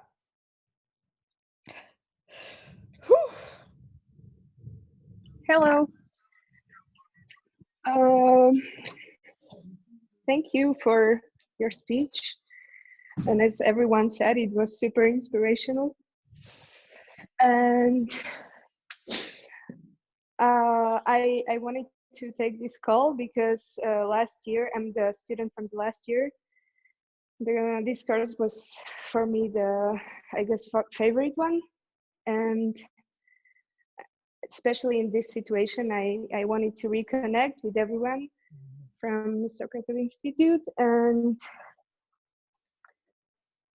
I don't know, it just brought me back to the year before, the year ago, that I was with everyone from Socrates Institute. And I'm very thankful for that right now, because I got somehow trapped with myself in, I don't know, like it's touching everything you said, and it brings me back the energy that I need for my project that I still have going on from last year. And I guess it's bringing me back thinking differently, that I lost it in a couple last weeks. So I'm super thankful for everything you said, and for everyone else. I really like to reconnect with them. So thank you. It's a pleasure. One thing you all have to remember is that there are no coincidences. Nothing in life happens by coincidence. The fact that we are on this call together is not a coincidence. And a lot of people sleepwalk through life. They meet people, they get opportunities that they miss. You could have opted not to come on the call, Yanka, but you did. And my lecture was just here to, again, remind you why you did the course and why you're doing what you're doing now. So I always say to people that, and this is another way to explain Ubuntu, that I am a sum total of every single human being I've ever met. Every person I've had a conversation with, every course I went to, every lecture. I have left a piece of me with you right now. And that's why I wanted you to say something back to me so I can take a piece of you with me. Does that make sense? There's an exchange that has happened here. There is an exchange. And if you go forwards in life, awake and aware, you will experience magical experiences.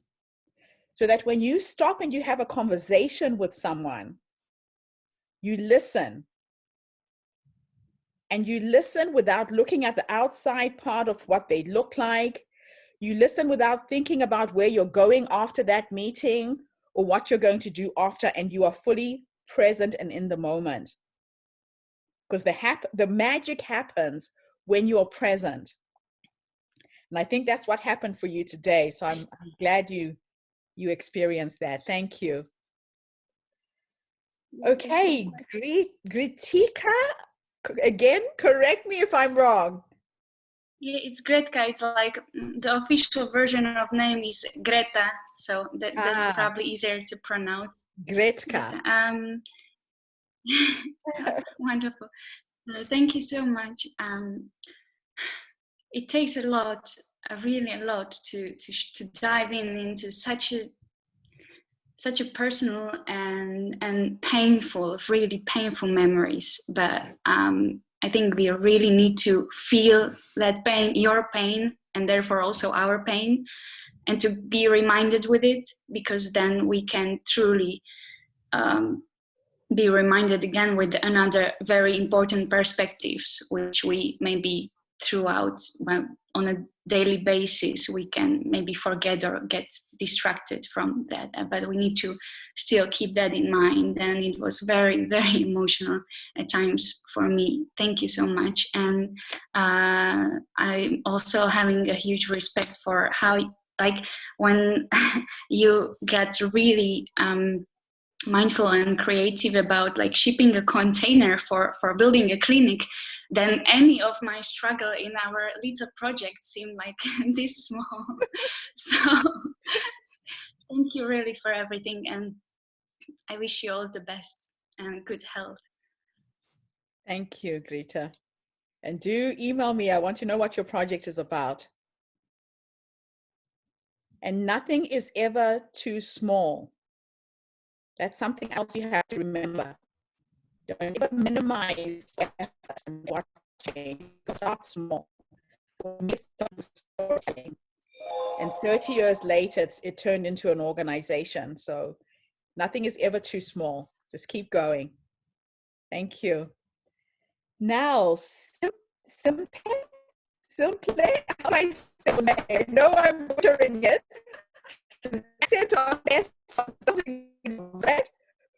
Shimpe. Shimpe. Nice to meet you, Shimpe. Nice to meet you. Thank you for your presentation. Thank you for your present. It was a big present for us. Even those thousands of kilometers, and through these machines, I felt really your heat, warm, and touch. And yeah, I think the first thing I do tomorrow is I will call my father. Yes. I will call my mom and all my sisters and brothers, because I come from a big family. Yes. Yeah, and I study, or I'm at the Socrates Institute because I wanted to connect with these perfect people who make a change. And personally, I'm taking a transition from taking to giving. So giving is like a drug. It is like a drug, because my grandmother used to say, when you give to someone else, you're giving to yourself. The universe is like a giant bank where you have to keep depositing good deeds. Just keep giving. And what happens is it comes back tenfold, not from the person you've given to, but through unexpected sources. So I have lived a charmed life. People say, Gertrude, you're born lucky. But I think I create my luck by putting it into the universe wherever I can make a difference. I collapsed of heart failure in Indonesia in June 2017. So when I left Africa, I decided that every country I would go to, I would look for projects and support orphaned children. And I went to a conference and I Googled online if there was an orphanage in that area. And I found a small little orphanage that had about 100 children. I raised $1,000 to give away to that orphanage. But before I went to give them the money, they had a website. And on the website, there was a list of things they needed. But they were very first world type of products, like a TV, a DVD player, games, toys. But Indonesia felt like Zimbabwe. It felt third world. So I thought I didn't want to waste the money. I'll go and talk to them first and see what they really needed. When I got to this orphanage, they were shocked that I came and they said, we don't have a website. How did you find us? I said, I found you online. They said, we do not have a website. So what had happened is a woman from Australia had gone to Indonesia, visited the orphanage, took pictures, and created a website for them. That's how I found them. And she put on this list things that she thought they needed. From a Western perspective, they asked me to buy them sanitary pads for the girls. They needed pens and pencils. They needed umbrellas because it was monsoon season. So I went back to the hotel and I was sitting at a table with random strangers and I told people what I was doing for the day. I inspired 3 women to come with me. People started passing a hat around that table and I raised another $1,500. Went shopping. Wow. And I ended up spending a day in this orphanage with 100 children who didn't speak English. So I'm an artist. I do batik. I'm a textile artist. I bought some fabric dye and 10 meters of fabric and spent the day with 100 kids tying up a bundle in this fabric. And I would splash yellow and blue and it turned green and I called it African magic and just had fun with these kids. And then when I was leaving, I asked them if there was anything else I could do to help. And they had 4 young girls who had turned 18. And they said they didn't have money to send them to college. I asked how much it would cost. It was $500 a year for tuition. I came back to New Zealand. I sold my book and raised $2,000 and sent it to Indonesia. And I have a photograph of me giving my business card to each of these girls. And I said, I want to stay in touch with you. Please find me through Facebook, email me. I heard nothing for 7 years. In the 7th year, 1997, one of the girls found me on Facebook and wrote this beautiful email saying, Gertrude, you are like my African mother. She said, the money that you paid for me to go to college helped me to do a computer course. I now work for a cosmetic surgeon in Denpasar. I've managed to put 2 of my brothers through university. Thank you. If you ever come back to Indonesia, come and visit me. So I go back to Bali every year and I stay with her. But on this trip, when I collapsed with heart failure, I was staying in a resort. My daughter had bought me this 10-day vacation in a spa. The day before I collapsed, I went and had lunch with her. A day later, I'm walking through a rice field. I don't have my passport. I had nothing on me to identify who I was. But I used the same taxi driver that week. So in Indonesia, people are very poor. And I always ask the taxi drivers if they own the car and how much they earn. This man was making $5 a day. And I said to him, if you pick me up every day, I'll pay you an extra $10. So I had the same taxi driver that week. 2 miracles happened. When I collapsed, he didn't wait for an ambulance. He threw me over his shoulder, put me in his taxi, and drove me to the nearest hospital. I would not be here if that man had not acted as fast as he did. I woke up in intensive care 5 days later. This man was sitting at the foot of my bed. The nurses said he did not leave my side in 5 days. When I opened my eyes, I said, "Why are you still here?" He said, "Gertrude, I wanted you to know that you're not alone. I am your brother." He went back to that young girl that I had gone to lunch with and told her that the woman I'm with, I just know that her name is Gertrude. I don't know how to get hold of her family. And because I had taken my kids to Bali, my children were in touch with Victoria on Facebook. And that little girl in an orphanage 7 years before reconnected me with my kids.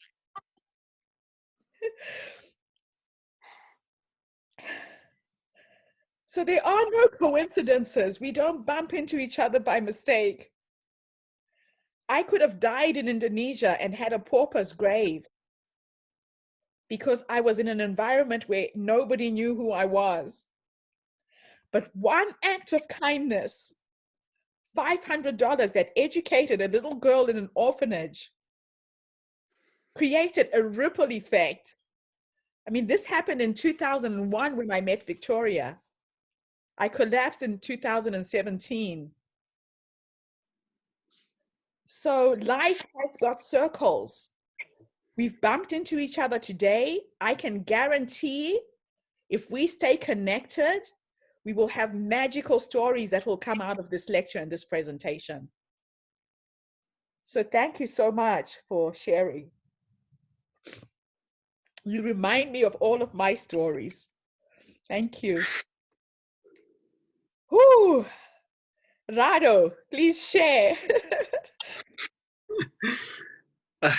That was beautiful, what you just said. So I'm still thinking if it's necessary to keep the track or just trust the life that it will come back, even though you don't have to track it like the series of the incidents, because it will happen.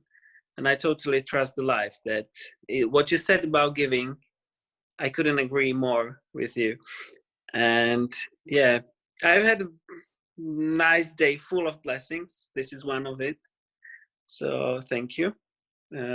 Yeah, I've met wonderful people today, and I wanted to come because I knew that you are from literally the other side of the world, and especially now we are very close in our bubbles because the state borders are closed as well. Yes. So I am only in contact with Slovak people, the Slovak thinking and view, and this is very refreshing to hear something different, another point of view. So that's why I wanted to come, because it's very enriching. So thank you. Thank you, Rado. One of the things that keeps me positive, that keeps me going, is that I've realized that life is cyclical. They say that the only constant in life is change. We have ups and downs and ups and downs, and my life has played out like a roller coaster with a lot of sadness and a lot of joy. And so when I hit rock bottom, when I feel like things can't get any worse than this, I get excited because the only way from here is up. The only way when you hit rock bottom is up. So I'm excited right now because I'm feeling that something is coming. And it's something that is going to change our world forever. So we do have to track, because unless you track, you don't see that roller coaster. And when you get used to riding life's waves, this is a wave that we're on right now. When you get used to going down and coming back up, nothing phases you in life. When you hit rock bottom, you know you're going to be okay. You know that it's going to change. Nothing stays the same. So hold on to your seatbelts, everybody. Richard. Hi, thanks for your stories. And I must tell you that I completely agree with all those people who've told you about your voice.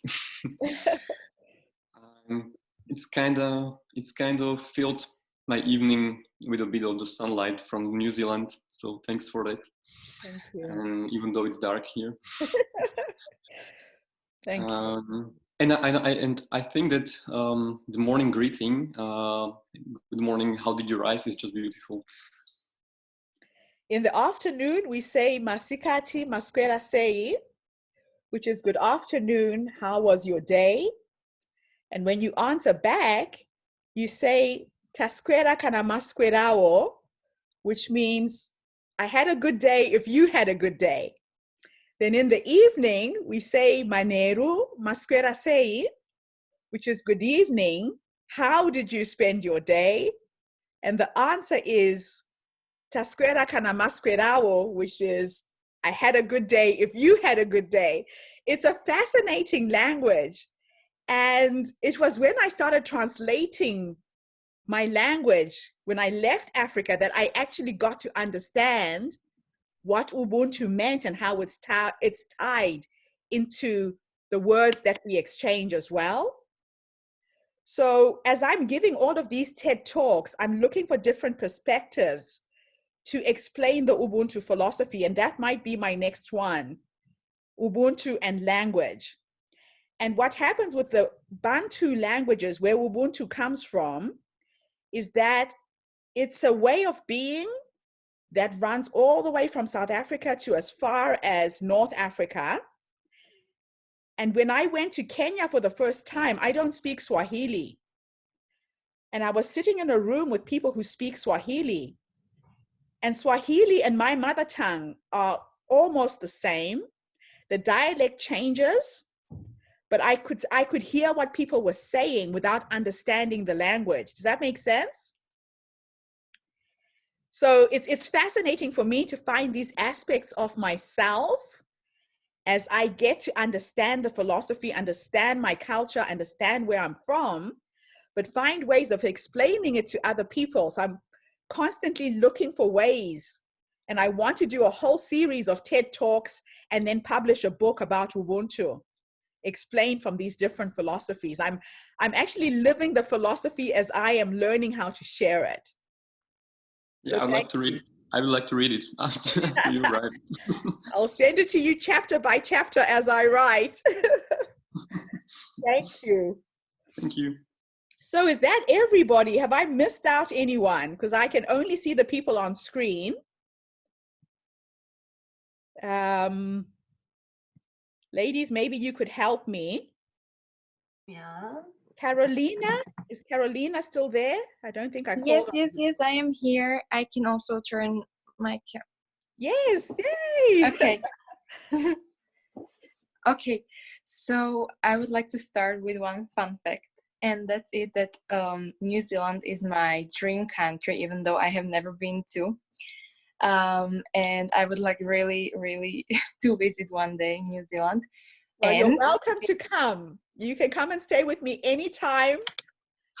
When the world opens up, I am a phone call away, and that applies to all of you. I live in a beautiful 5-bedroomed house on top of a hill. In fact, as I say this, I'm going to take you guys for a walk so you see my home. So this is where I live. The beach is about 10 minutes drive from my house. Take you on a little tour here so you get to see a bit of the green, clean New Zealand that you see in pictures. This is one of the most fascinating places in the world. And it doesn't matter where you go, you're surrounded by the ocean. Yeah, I thought I'll just share a little bit of my home. Wow. So you have an invitation, Carolina, anytime. I have 5 bedrooms that I need to fill with visitors and guests. I'm on my way. And the second part of the fun fact is that the country I was making my project from, like at my primary school, was Zimbabwe, like the African country that I had to do a project about. Are and you that's serious? And that's a coincidence or a fate or whatever, that like these two countries are kind of connected also to me. So that's kind of funny for me. That's awesome. Yeah. And the thing I would like to thank you is really sharing like your personal experience with us. That's something I really admire, and sometimes I miss it when some other people are doing presentation and so, and I really appreciate it that you shared like something personal with us. So thank you. That was touching for me. Mm-hmm. I think my biggest strength is my ability to be vulnerable in front of people. A lot of people will present and they will put on a mask and they will articulate clearly, succinctly, and the mask gets in the way. So whenever I'm giving a presentation, and this is a tip for all of you, if you have a passion or a project, don't be scared to be vulnerable, because that's where the heart connection comes in when you're talking to an audience. If you feel like crying, cry, and they will cry with you. If you feel like laughing, laugh, and they will laugh with you. Does that make sense? Because that's when you show the humanness of you. That's where you show your humanity. And then that transcends gender, race, religion. It cuts all of the barriers that we have as human beings, is when you are vulnerable. It's my biggest strength, and I use it as much as I can. So I try and make sure that anybody who has an experience with me gets to experience me to the fullest. This is Gertrude. You will, if you come and have dinner at my home, this is how I am. I will laugh with you. I will cry with you. I don't have layers. I don't wear masks. And it's really helped me to be a very powerful communicator in that sense. So thank you for touching on that. Michaela, I think you're next. Hi. Well, first of all, thank you very much for your inspirational and very touching speech. For me, it was very intense what you said about the AIDS pandemic, the experience you shared, because I think it's something very distant for us. Like, AIDS was never really a huge thing in Slovakia. And it was very powerful for me. Like, I only have 3 cousins in total, so just imagining someone losing like 50 cousins for one disease, it was awful, and I couldn't help myself crying when I heard that. And other thing that really touched me was like your creative way of problem solving. What you said about the container that you are shipping full of books to your country to build a hospital. It really made me realize like I should be more creative and not complain so much how things cannot be done, and just like think of a way to do it. Because if you could come up with this idea, I bet I am able to come up with some ideas to get things done. So thank you very much for that. It's an absolute pleasure. Thank you for sharing. Richard, I think, who else do we have? I think I haven't heard from Richard. No, yeah, Richard, yeah. Yeah. He said something, but there is Petra left. I think she's the last one. Okay, Petra. Okay, hi. So, as everyone said, you are really admirable, inspirational, and your speech was really touching. And I could feel that you have the feel of empathy, that is so strong, and maybe it gives you energy to go through your way and to reach your goals. And one thing that really touched me was when you said that awareness of death is the key to real happiness and to live the happy life. So thank you for everything, and it was really nice seeing you. Thank you. Thank you so much. And thank you for your patience, for being there, waiting until the end. I didn't hear from Lucas, so maybe Lucas. Yeah, he's back. He's back. I just wrote to Lucas, him. switch on your video. Let's see you. Say hi. There you are. You're muted, so unmute your mic.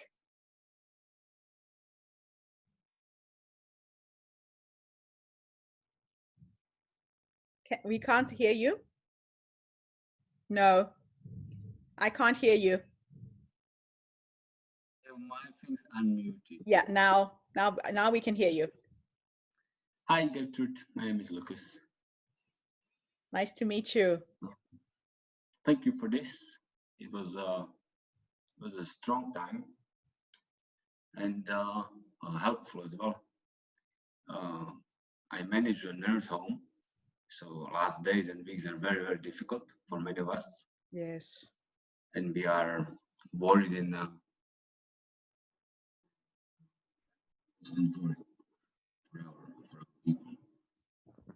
and not really always knowing what to do. So one thing is hearing about ability of people to keep going and to go through a difficult time. Reminds me that this also somehow will pass. And I took a day off today because it's a lot, and we are starting tomorrow again with putting another layer of protections because the situation in our nursing homes is getting worse. But in the meantime, the small tragedies are happening. I have a friend who moved to Singapore, and her mom died, and her funeral is today, and she couldn't come. So throughout the day, we are kind of, I think, mourning that one thing is the tragedy, and the other thing is the loneliness, that we are not able to somehow share the pain. So touching on the story with your mom was a strong thing to hear. I think what I take as a message to take home is the sharing. As we are scared, we very often go to hoarding and to building up our supplies, which I think it makes sense. But and it's very difficult in that moment to share. Yeah. And within last weeks, it's 7 or 8 of us as directors of the senior homes in my area, and we keep in touch and we keep sharing what we have. And it was not easy to admit, I have this, I can give you this, I can give you that. But it's really bringing the small miracles of the day, when people are able to say that I should give this, I should get this in 2 weeks, so in the meantime I can help you. So that's something that was somehow reassuring, and it doesn't happen always. It's not a miracle machine that I put a coin and comes back. But within the last weeks, very often it comes from a different from the different side.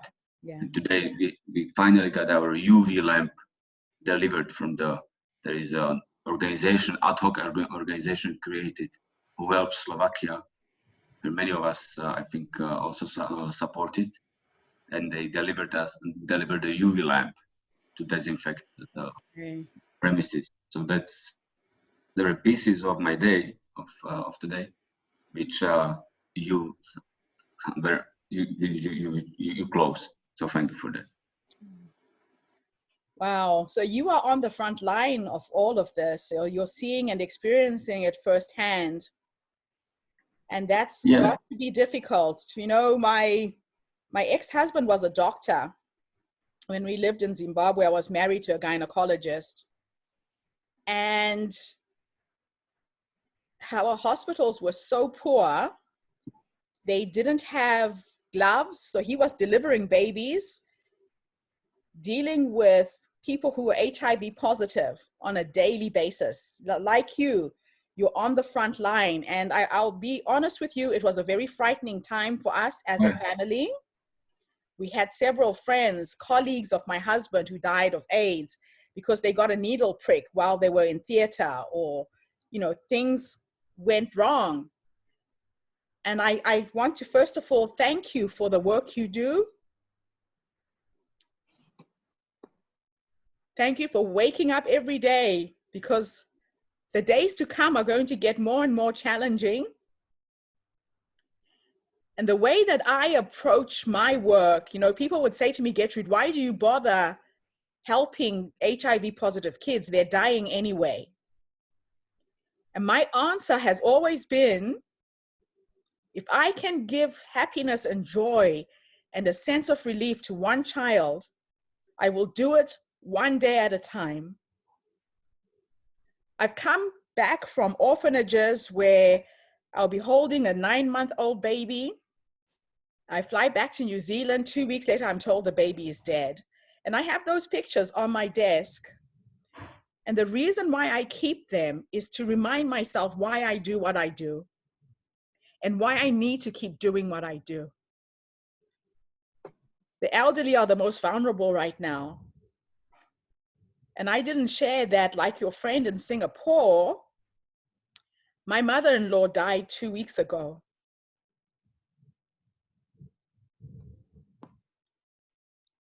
She was someone that I had known for barely 2 years. My mother-in-law did not speak a word of English. But when my father died in 2017, I flew to Poland for the first time and went and stayed with her. And without words, she showed me love like I have never felt before. She was 92. She would wake up every morning and make me breakfast. She taught me how to make pierogi. She was the most amazing human being. And my husband's brother called us the day she died. We had him on Skype. And he was trying to resuscitate her. And we're here in New Zealand trying to help him. It was the most heartbreaking thing I've ever experienced. Now she's gone. But she gave me this gift of just having known her for that short time. So what I want you to know, you may never get to meet the relatives of the people you are helping. On their behalf, I want to thank you for your work. And just keep doing what you're doing. And you're talking about sharing the resources. If there's anything I can do from this end to help, please send me an email right now so we stay in touch. Thank you. Any medical equipment, whatever it is, we will find ways of trying to get assistance, because I have a bit of a network globally. So if I can't do something directly from here, I could do something closer to home. I don't know what that could be, but if there's anything you need, Lucas, please get in touch with me. And let's just stay in touch to keep you motivated and positive. If you want me to come on a group call with the other people that you know who are in the same situation, who are managing these homes, to keep them motivated and energized, I'm happy to do that as well. I'm glad you got to share. And I'm glad that you were on this call, because everybody else who's on the call hasn't been directly impacted yet. So this is one story that you've shared, and the power of our stories is what changes the world. The young people who are on this call, who've never experienced death, who've never seen anyone dying, who may not even come out of this pandemic having experienced anything, will experience it through what you've shared in this story.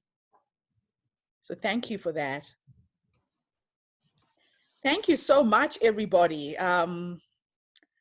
Words can't express my gratitude to having met you today. My life is forever changed. Whew. What an amazing lecture. Thank you. Thank you, Gertrude, that you accept our invitation, and we could manage this meeting. I think it can make a change in our lives, maybe for each of us a small change, but I think we will remember your speech for a very long time. So thank you. Thank you for your offer, for helping, for sharing and everything. It's an absolute pleasure. If you guys put your emails in the chat, I will stay connected with all of you. This has been an amazing opportunity for me. Thank you so much. Have a fantastic evening. Stay in touch, stay positive. Look out for the good things to come. It's now time to do the work. You can now put what you're studying to practice. It's now time to do the work. Thank you. Ďakujeme. Ďakujeme. Thank you. Thank you. Dziękuję. Ďakujeme. Bye-bye. Ďakujeme. Thank you. It sounds like Polish. You say dziękuję in Polish. This is so I could come and speak Slovakia when I get there, when we finally meet. Yeah, you definitely have to come to Slovakia maybe next year. No, I will come. I will come. Thank you. Yeah, and also thank to all participants. Yeah, we are already 11 p.m. So time to go to bed. Yeah. Thank you, everybody. Yeah, have a good night. Good Good night. sleep. Nice day. Bye. Bye. And yeah. Ooh. Wow. Thank you, Gertrude, so much for doing this. I think it was a wonderful ending of the workshop. And I'm really thankful to the universe for being able to find you online and being able to to do this even in this way. We didn't plan it this way, but I'm really grateful to the internet and to all the technology that made us able to do this even under those circumstances. Yeah, it was just amazing the way it unfolded. And I feel amazed because last year for this workshop, for the global education workshop, we had a Shona doctor from Zimbabwe talking live in the workshop. Okay. About and he actually lives in Brisbane. In so Australia. I don't know. Connect me with him. Yeah. Okay, I should. His name is Brian Mukandi. Okay, he's from my tribe. That's the Shona tribe. Yeah, he is. Yeah, he is Shona. He is Shona. So there's something that probably like makes me pick the Shona people to teach us something. It's something. And I'm also, the other thing I'm grateful for is that my daughter was able to listen to you because she's half South African. And so I want her to be connected to that part of her culture as well. Oh, fantastic. How old is she? She's 16. Oh, awesome. Awesome, awesome, awesome. Yeah, connect me with anyone you feel could benefit from having a connection with me. I'm very open, and that goes to everybody. Thank you. Yeah. Thank you so much. And yeah, hopefully one day we'll meet in person as well. Yeah, we will. We will make it happen.